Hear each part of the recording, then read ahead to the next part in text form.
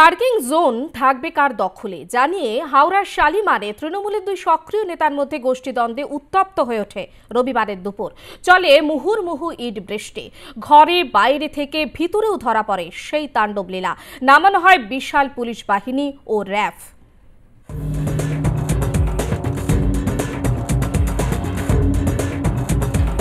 মুহুর্মুহু ইট বৃষ্টি, উল্টে ফেলে দেওয়া হয়েছে টোটো।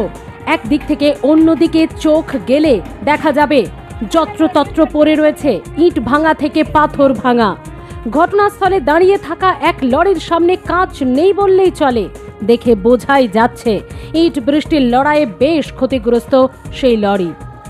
ক্ষতিগ্রস্ত হয়েছে একাধিক বাইকও।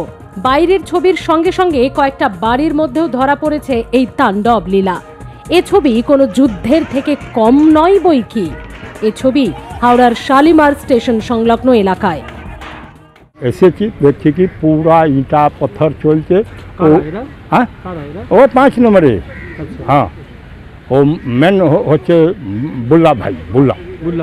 टोटो पार्किंग।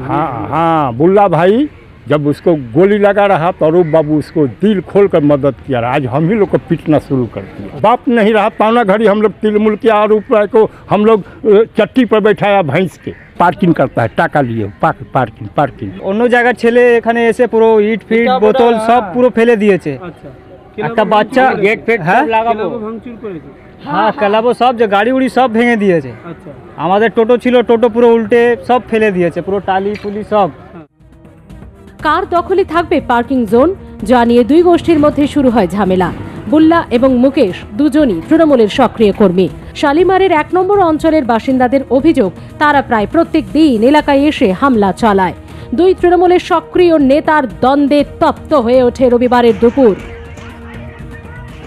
5 নম্বর থেকে এসছে সব ডান্টা ফান্টা নিয়ে, এখানে ছেলেগুলো দাঁড়িয়ে ছিল, ওখানে ডান্টা মারলো, আর ডান্টা মেরে ও গ্যাস ছিল ভরা ছিল, ওর ছেলে উপরে ফেলে দিয়েছে। অত ফেটে যাবে তো সব তো মরে যাবে। হ্যাঁ, 8-9-10 খানা ভেঙে দিয়েছে। তো সবাইকে 5 নম্বর থেকে উল্টো সবকে ঢুকিয়ে দিয়েছে, সবকে ইট পিট মারছে। পার্কিংয়ের ছেলে সবাই অন্য সব 3 জনকে মেরে দিয়েছে। রণক্ষেত্র পরিস্থিতি সামাল দিতে নামানো হয় বিশাল পুলিশ বাহিনী, নামে র্যাফও। উর্দিধারীদের ঘিরে চলে স্থানীয়দের বিক্ষোভ। অশান্ত শালিমার চত্বরকে শান্ত করতে চলে পুলিশের টহলদারি। স্টেশন চত্বর ঘিরে রাখে আরপিএফ কর্মীরা। হাওড়া থেকে রণজিৎ রায়ের রিপোর্ট, আর প্লাস নিউজ।